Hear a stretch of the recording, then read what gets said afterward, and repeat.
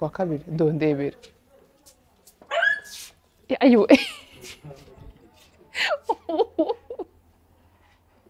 ndumva ukababaje ubu bari kukirukangana ayo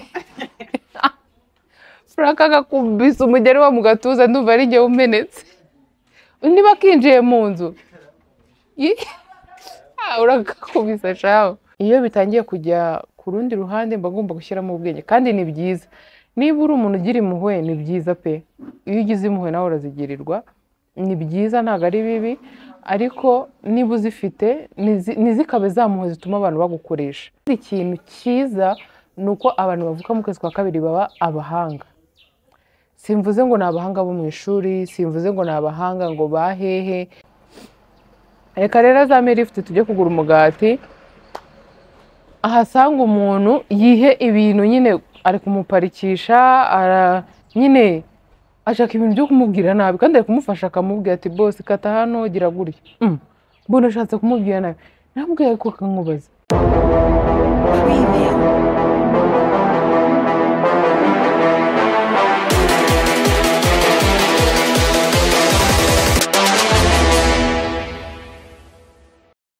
muraho neza amahoro y'Imana bane namwe nyagasana akomeza kubandindira Imana ibamera imigisha myinshi cyane uku kwezi kwa kabiri turimo muzagusaruremo ibintu byinshi byiza Imana izabaha ibyishimo bihoraho ibaha amafaranga menshi ahoraho ibaha amahoro yo mu mutima ahoraho menshi cyane ngiye meze neza nta kintu nshinja Imana habe na kimwe ndabona ibintu bya nyagasana birimo neza ukwezi kwa kabiri gutangiye neza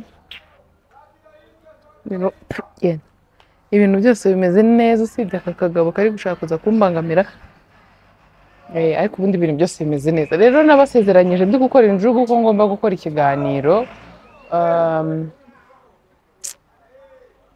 nambwira Anje niri inyuma yanjye nabasezeranyije ko ngomba gukora ikiganiro ndi kubabwira ku bintu bikeya namenye ku muntu uvuka mu kwezi kwa kabiri narabisomye nanjye ndeba imico mfite ndeba abantu nzi tuziranye bavuka mu kwa kabiri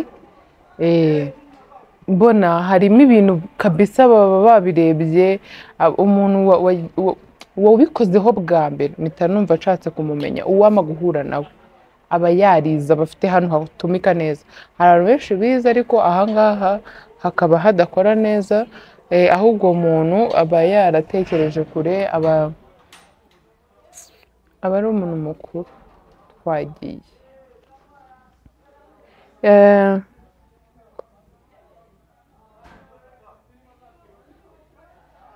muri hangana nta kantu nari ndi kureba agasimba kari kurwana n'akandi dutoye amajwi muri bwumve rwose muyihanganire ariko ntabwo bari bundushijwe uko byagenda kose uyu munsi ndavuga cyane hafi y'iwacu haba abantu bubaka kandi murabizi hari ukuntu baba bavuga cyane kugira ngo bagire kuraje rero ni mu gihe mukomeje kubyumva mujye mwihangana gusa ndimo ndanateganya kuba nashaka ahantu njya gukorera bakabanza bagasoza kubera ko hari ukuntu iyo uri kuvuga ibintu wabifasheho neza cyane ujya kumva hicetsemo ibintu bitari ngombwa ko bizamo kandi ukanatekereza ku bantu bawe bakureba ko batagomba kumva ibyo bintu genda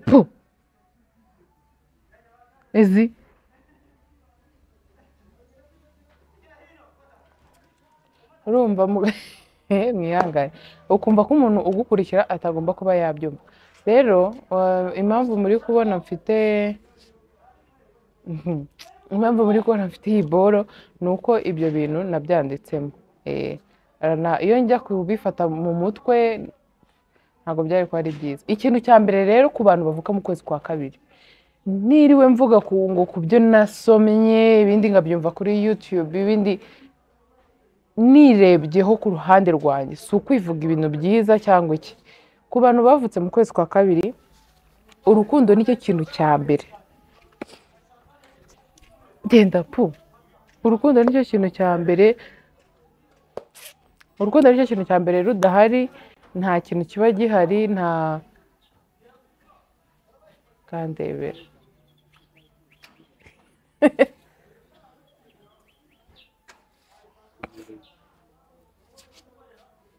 gakubite kagenda iramena kamera. Narindi kuvuga muri hangana nyine mwabibonye by'imbwa dukoresheje ifite akantu ko gushaka gukinisha abantu kandi nabonaga iri bwangize no kamera. Ikindi urukundo nicyo kintu cya mbere kibaho ku bantu bavutse mu kwa kabiri. Ndondebera ayiwe ndumva ukababaje ubu bari kukirukankana. Ayiwe Frank agakubise umugeri wa mu gatuza ndumva ari njye umenetse. Niba kinjiye mu nzu uragakubise shaho. Uragakubise? Aragakubise. Umenya kiyinjije.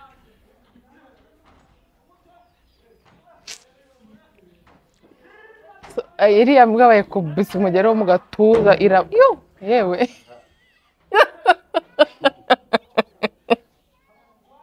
Frank nawe yaraguye. Murumva urukundo nicyo kintu cya mbere umva mana, kandi ni ukuri kw'Imana jewe ntabwo naba ahantu nzi ko mutankunda, sinagendana n'abantu babiri batatu nzi ko harimo umuntu nyanga. Nyine njye ahantu hari urukundo, hari abantu biterera blague, ibyo bintu ndabikunda. Ibintu by'ubwenge bigira umwanya abantu babiganiriramo, n'ibintu biri seriye buriya bigira umwanya wabyo, kuko nyine muba mugomba kubifatira umwanya kugira ngo biryohe, nyine mubihe n'agaciro. Ariko ikintu ngiye muzacunge abantu muzi kuri YouTube muzi basetsa abantu, abo bantu ndabareba cyane ku buryo, ariko hari abakabiriza ntibibe gusetsa ahubwo bikabamo kwiyubahuka.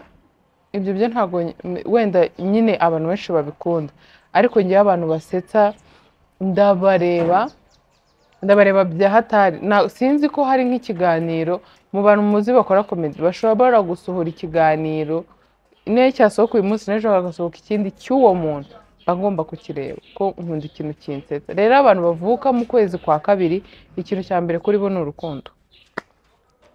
Ako kumvikanye umuntu ndeba hano wavutse mu kwa nahize ngirongera soka, umuntu wavutse mu kwa kabiri, ubwo se yavuze mu kwa mbere, mu kwa kabiri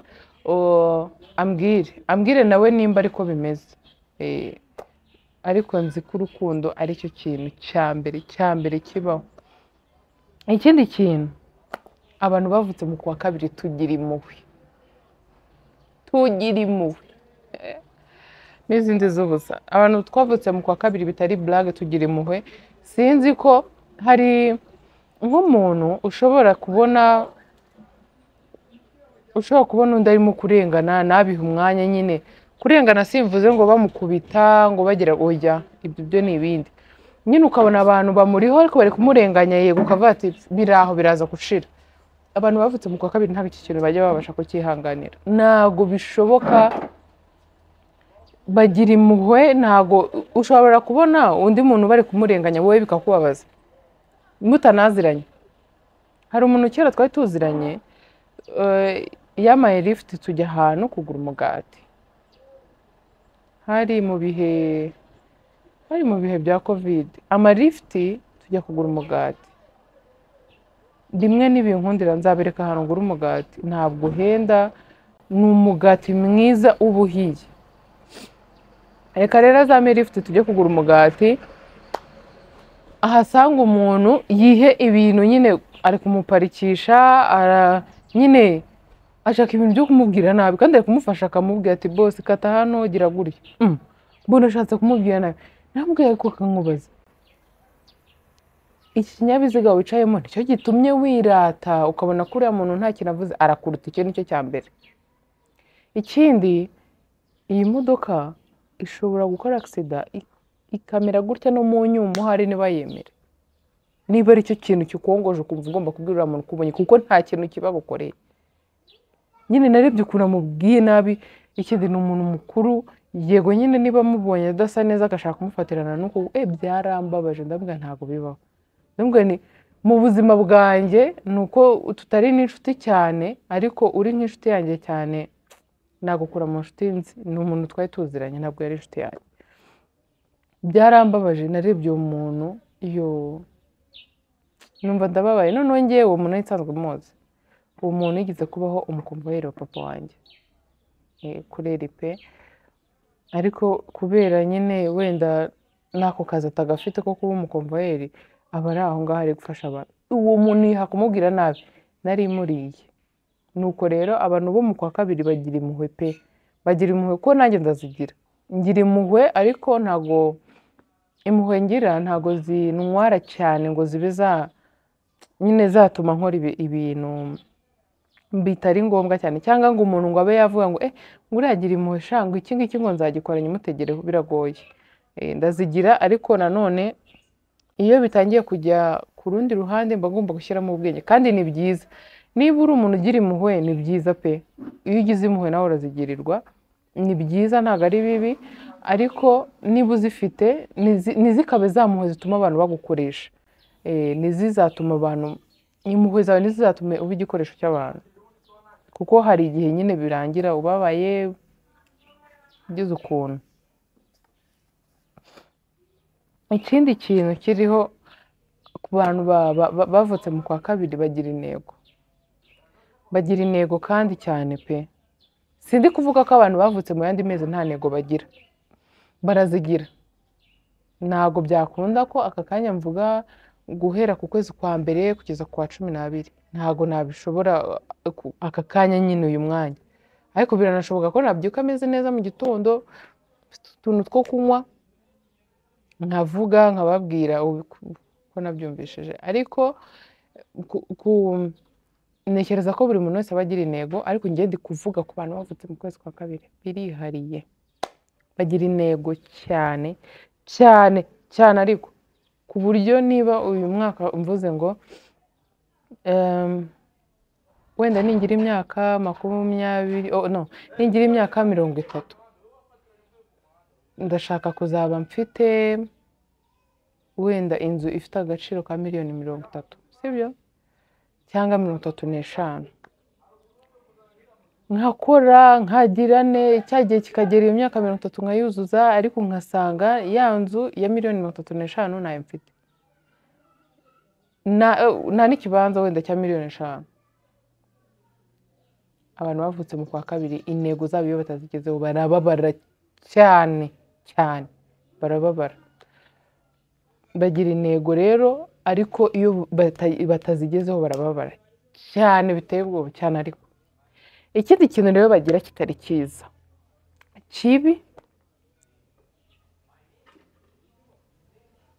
nuko bahinduka nk'ikirere, kandi nibyo ngewe simbabeshye ngo nuko numva atari ibintu, nta ntungane ibaho, murabizi, nta muntu ibintu byose ntabwo byagenda neza 100%. Rero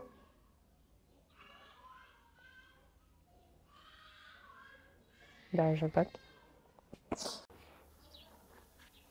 umwana yararize cyane, sinzi niba mutabyumvishije, nari ngize ngaraguye, ariko si ubwa mbere mbivuze. Usiga umwana wanjye wa mbere nyine muri ziriya manga, n'uwa kabiri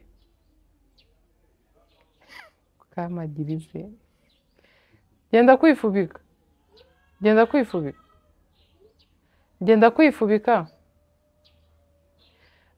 Umwana wanjye wa mbere muri ziriya manga n'uwa kabiri barashondana pe. Niba uteruye umwe hagati yabo uko ari babiri, umwe ararira biri seriye agashaka umutereka hasi. Rero nari nyiri kubabwira ikintu kitari nyine cyiza ku bantu bavuga mu kwezi kwa kabiri, bagira akantu ko guhinduka. Urugero si uguhinduka nabi kundi, nyine nk'aka kanya ushaka kumbona nishimye, mu kanya ukahita umbona narakaye, ni uko nguko. Kandi koko niko niko abantu bavutse mu kwa kabiri bamera. Njye nikomeze nimennye inda ariko bibaho nyine. Hari nk'igihe ushobora kumbona nishimye nasaze ndi guseka ndi kuvuga, mu kanya ugahita ubona nabaye gutya, kandi ntabwo mba ndakaye wapi, ahubwo nyine ziramfata tu ukabona ndacecetse, ku buryo nk'umuntu ushaka nko kuza kumvugisha yambonaga mu kanya ushaka kumutera ikibazo akavuga ati buriya hari akantu kajemo katameze neza gatumye samira kuriya. Ako kantu niko meze. Ikindi rero numvishe cyanyacyo nkanacyishimira, nkanashima Imana yatumye mvuka mu kwa kabiri, kuko ntago ari umuntu ubikora kugira ngo uvuke mu kwa kabiri, ni Nyagasani wenyine. Abantu bavutse mu kwa kabiri baba ababyeyi beza, noneho bikaba akarusho iyo ari abadamu, iyo ari abantu b'igitsina gore, tuba ababyeyi beza, kubera ko iyo uri umubyeyi mwiza wowe ushobora kutabyibwira, ariko nk'abantu bagusura muziranye mugenderana nyine abantu muri inshuti, akaba ariko mvuga, nk'umuntu mushobora kumarana amasaha 10, amasaha 10 ku munsi ni menshi uri kumwe n'umuntu, wenda bikabaho nka kangahe mu cyumweru, uwo muntu aba akuzi, aba azi bikeya kuri wowe, uwo muntu ukumva arakubwira ati uri umubyeyi mwiza, uzi ko njyewe iki kintu kimeze gutya na gutya ukoze njye ntanagitekereza, iki kintu kimeze nyine, umuntu akakubwira ati uri umubyeyi mwiza. Umuntu akaza kureba abana bawe ati abana 3 bose bakaba bangana gutya, ati uri umubyeyi mwiza. Nyine tureke niba iby'imanga no kuri kami, iyo uri umubyeyi mwiza abantu bandi barabikubwira, wowe ushobora kumva ni inshingano zanjye ninabikora se n'ubundi wabikora, ariko umuntu akakubwira umubyeyi mwiza. Rero icyo kintu ku bantu bavutse mu kwezi kwa kabiri barakigira. Ikindi n'abapapa bavutse mu kwezi kwa kabiri, mu ndeba muze kubyandika, muze kwandika muri comment muvuga uti natwe turi abapapa beza, ariko sinzi ko hari uwapfa kubyandika.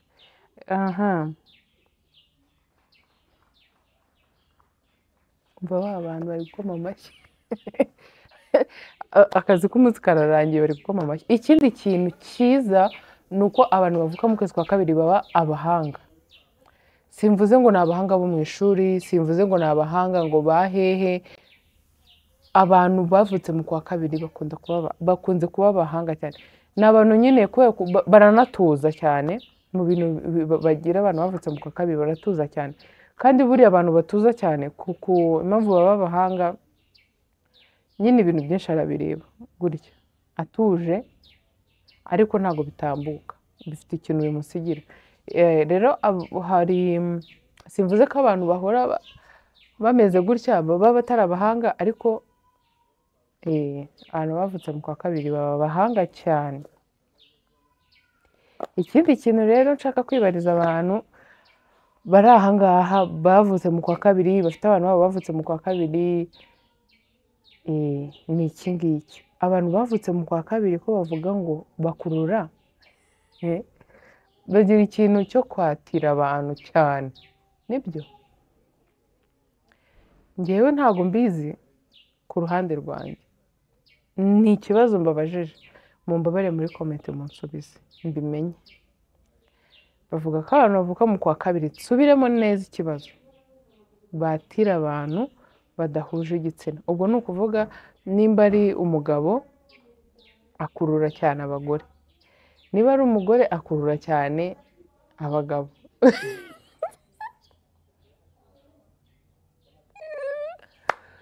Rero muze kumbwira niba ibyo bintu ari byo. Njyewe kuri ako kantu nta kintu ndibuvuge none, ariko mumbabare mushyireho comment nyinshi mumbwire ukuntu bimeze, nimba ari byo cyangwa niba atari byo. Nzazisoma nk'ibisanzwe, nzisomera imbere ya kamera.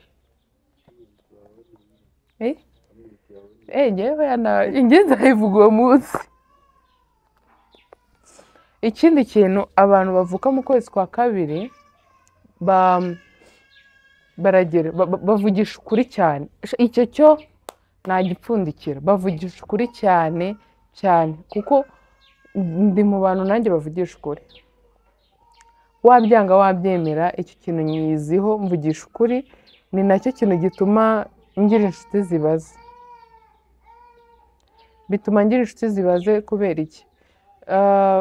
Niba turi inshuti, urugero nkakubaza se wenda hantu wagombaga ni inyungu zawe ntabwo ari n'izanjye, ndakubaje no se hantu wavugaga ugomba kujya kwaka akazi wagiyeyo?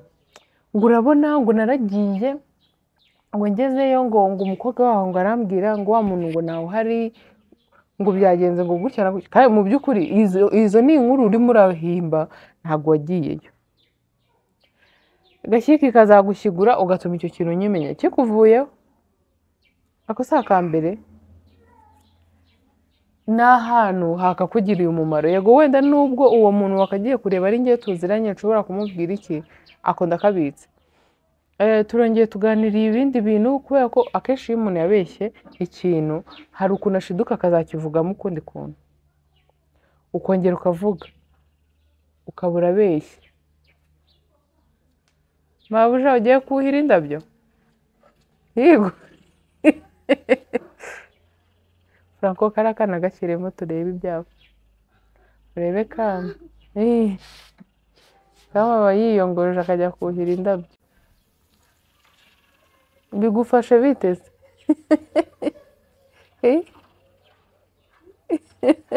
Yego ndareba muri kamera kitsetsa. Izo kamambiri wambaye ni zande? Ni zande? Nose urabizi ko kwambara inkweto zitagukwira zishobora no kugutura hasi?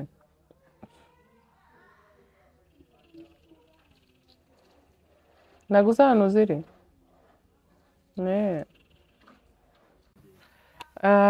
Kami nyine yarajemo nuko nguko. Iki nari ndi kuvuga ukongera ukambwira kandi kantu nkumva bigarutse ari bya bindi ko byahinduye isura, ndicara nkavuga se uyu muntu mu bushuti dufitanye bwo ndi siri yuko nyine ari inshuti yanjye cyangwa nabyo rambeye. Rero iyo ufiteho akageso ko kubeshya nta muntu utabeshya. Hari ibintu ushobora kubeshya ati ngeze kurya nyuma kandi wenda ugeze ukiri Norvège urugero bitewe n'ahantu ugiye. Ariko ugasanga ugiye kubeshya umuntu nk'ibyo ngibyo kugira atarambirwa. Ibyo wenda reka tubare ko ntacyo bitwaye. Ariko hari igihe usanga umuntu abeshya ku buryo ashobora gushyira ubuzima bwawe mu kaga wowe ari kubeshya. Niyo mpamvu iyo ubona umuntu ari umubeshyi cyane uwo muntu umureke pe, kuko baba we ibaze nk'uwo muntu ari kukubeshya hari nk'ahantu mugomba kujya gukora ikiraka kiri bubahereza amafaranga, akajya akakubeshya ugasanga cya kiraka kibuze mwembi kubera ubwesukuru bwa mugenzi wawe. Rero icyiza iyo ubona hari umuntu ufite akageso ko kubeshya cyane ugira ngo ukamwihorera. Rero abantu bavuka mu kwezi kwa kabiri bavugisha ukuri cyane kari gutuma numva nakitakuma cyane. Nibyo ngende mu bantu pe bagerageza gukoresha ukuri. Niyo mpamvu nembabwiye ngo ngira inshuti nkeya, kuko nago iyo nkugize nk'inshuti nkabona uvugisha ukuri nkoresha uko nshoboye nkakugumana, kuko murabizi inshuti ubu zarahenze ziri ku giciro gikomeye. Inshuti zarabuze. Rero iyo uyibonye ukabona yakugira inama nziza, ukabona muba muri kumwe mu gihe umukenereye cyangwa wagukenereye mugiye mugumana, ubucuti ni bwiza nta muntu wigira. Ubundi ubwo si ibyo ngibyo ra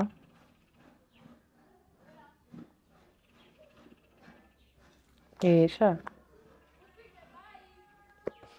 nibyo tuba ababyeyi beza. Akantu katari keza nakavuze, nta muntu ubaho utagira akantu katameze neza. Amezi rero nzi neza ko nzavugaho ni ukwezi kwa mbere. Ntabwo nabashije kukuvugaho kubera ko niko Mutabazi avukamo. Twagizemo abashyitsi twababwiye ukuntu byagenze. Uragwa Pole. Twagizemo abashyitsi sinabona ukuntu mbigenza. Nagombaga kukuvugaho mukumva ukuntu abantu bavuka mu kwezi kwa mbere nabo bateye. Usibye ko akenshi ubusanga ntago bihura nawe 100%, ahubwo nuko hari igihe usanga ari kumeza. Ngewe nko mu kwezi kwa kabiri kabisa ibyo nabashije gusoma nasanze ari komeza. Ariko hari igihe usanga atari ko bimeze. Birashoboka. Ukwezi kwa mbere ntago nabishoboye, ariko ukwa kabiri ndabishoboye, Imana ishimwe. Ukundi kwezi ni ukwezi kwa kane, abana banjye bavuka mu kwezi kwa kane tariki 14. abana banjye bahuje ukwezi n'itariki, baguhuje na boss wanjye bamenya ko nawe nicyo gihe avuka. Ibyo uko nako nzakuvugaho. Hari Kami wanjye avuka mu kwezi kwa karindwi. Mu kwezi kwa karindwi nibwo avuka, ni nabwo nakoze ubukwe. Reka mbabwire rero, mujye musaba Imana, Imana iratwumva. Ngewe ko nasabye Imana, nkavuga Imana ndagusabye uzamfashe umwana wanjye ntihazagire imyaka 5 ntafite urugo. Iki kintu nagisabye Imana. Nakoze ubukwe tariki 23 z'ukwezi kwa karindwi. Kami yuzuza imyaka 5 tariki 31 z'ukwezi kwa karindwi. Icyo kintu iteka iyo nyibutse ndavuga Imana irahambaye. Ku bantu bareba stats zanjye barabizi, iryo jambo simbizi ko hashaka guca icyumweru nari postinze inshuro 2.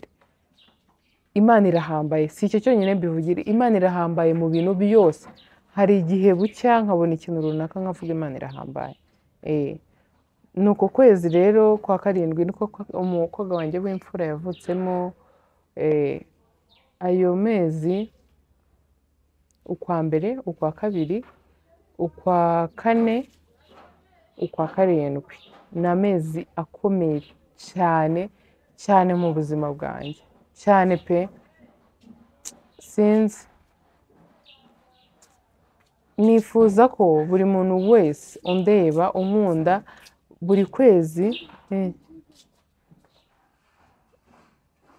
nta kibazo, ko buri kwezi yajya agira ikintu kuva ku kwezi kwa mbere, kwa kabiri, kwa gatatu, kwa kane, kwa gatanu, gukomeza umuntu oya ntabwo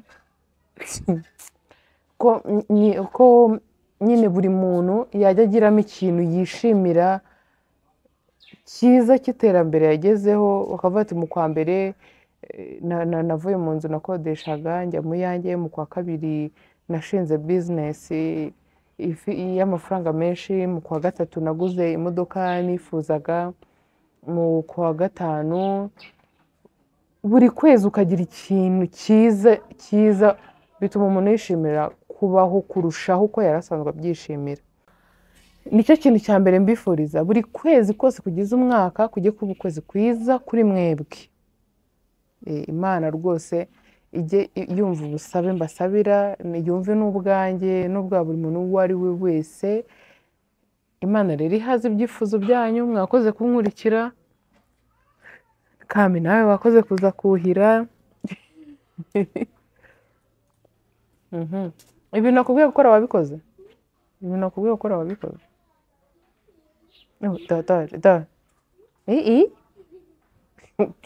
Mwakoze kunkurikira. Imana ibamere umugisha. Ndabakunda cyane. Bye.